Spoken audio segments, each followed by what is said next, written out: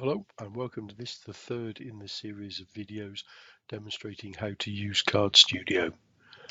In this video, we will open an existing card design. We will then make some changes to it. We'll change the background, reposition some of the text, add in a barcode, and we'll then look at what happens when you print this card. So the first step is to open the existing card design. So we can either use the shortcut icon here, or we could use File, Open. Test number 2 is the card design we're using. This is the one that we created in the last video.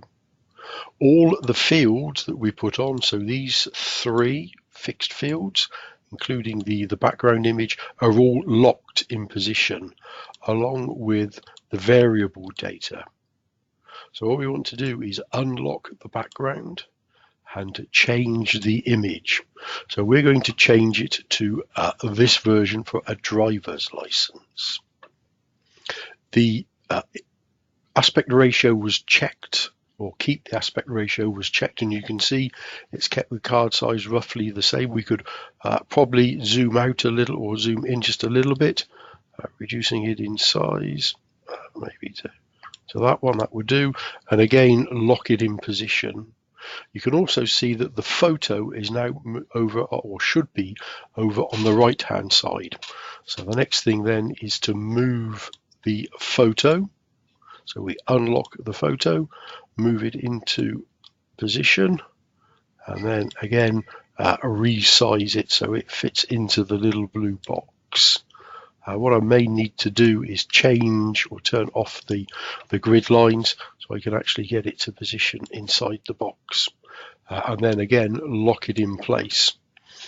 What we are going to do is take these 3 fields and reposition them again, and what I'm going to do is actually have the fixed fields now appearing underneath the photo, and then the variable data would go out from the side. So each one of them needs to be unlocked,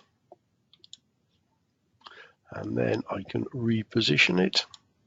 Again, lock it, leave it. I won't lock them in place just yet. I need to get them all positioned where I want them, and then we can look at locking them all in place. So what I'll do is what we'll do is just remove those characters from the end of the string. I need to unlock that and move it out the way so I can actually make a change in here. So I now have the 3 fields repositioned, and what I then need to do is reposition each one of these.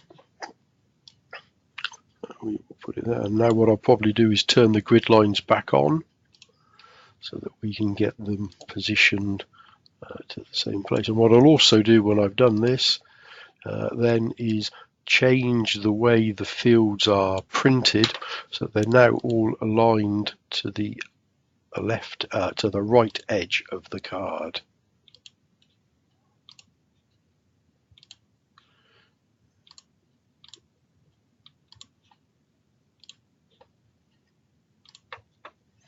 What I'll do then is add in another field with the barcode information. So I'm going to take a linear barcode. I'm going to add in the card ID as the value that will fill the barcode, and I'm going to change the card type as well, the barcode type, code 128 auto. And what I'll do is just position it so that it doesn't obscure any of the other fields. So there is my new card design that I've changed. I'll just make sure that the data, the fields, are locked in place with what I want.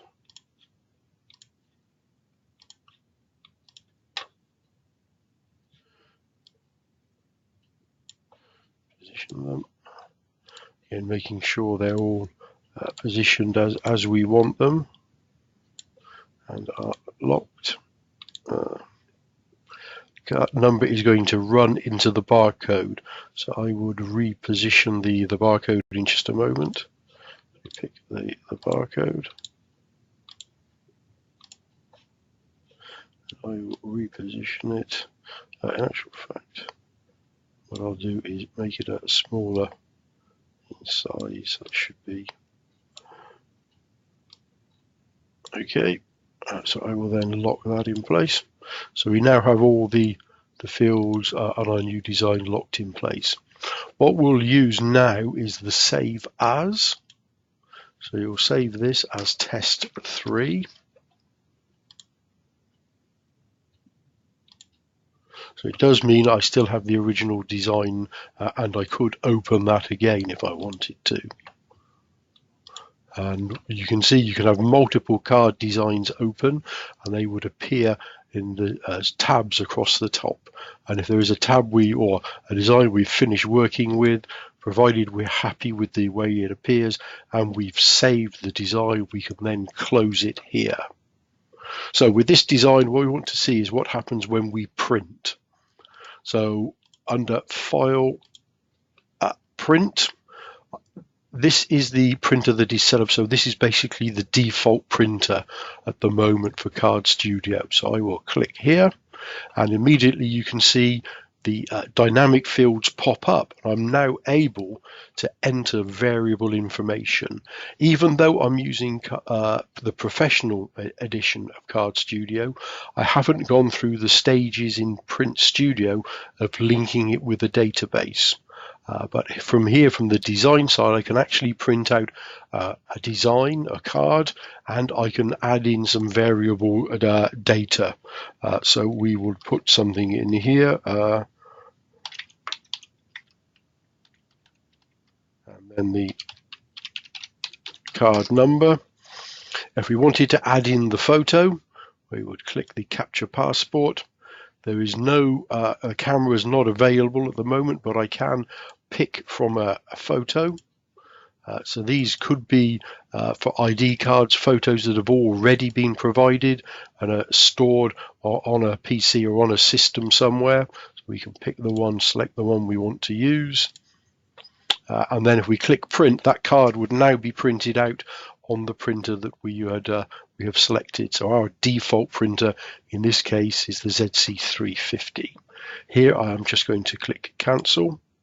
What I will do, the other next stage is under the settings, I will turn off the single-sided and I will now add some information onto the back of the card. So I will now click show the back design and I'm just going to add in some text.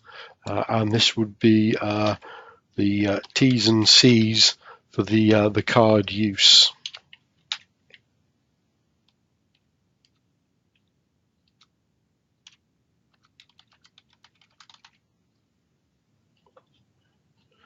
And obviously underneath this then there would be more information that we could add in if we needed to. So we could add in a time break and then just some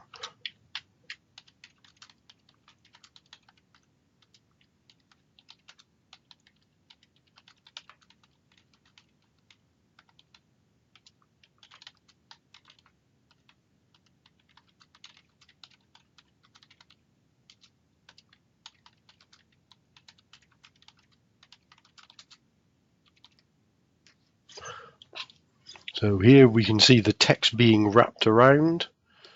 What I can do is make the box bigger. I can reposition it. I find it easier to use type in the value that I want for the field for the box to appear in, and then set its size.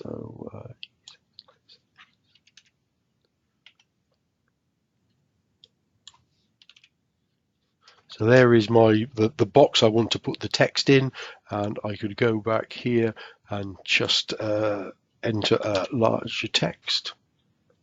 This is useful that it's gone out, the text has gone outside the box, so we can now see how these two work. The wrap text, so we can see how the text that was outside the box has now wrapped around. It does mean obviously that some of it is now going out perhaps out the bottom of the box, and we can also see then with that one turned off, if we clip the text, you can see how any text that is outside the box size that we've created is now cut off. So what we could do is simply reduce the size. We do 18.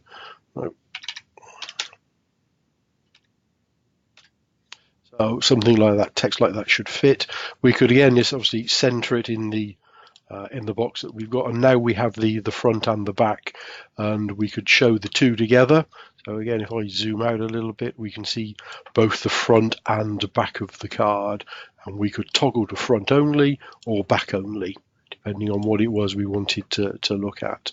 Again, there's no variable text on the back, so if I print the card design, I'm presented with the same fields.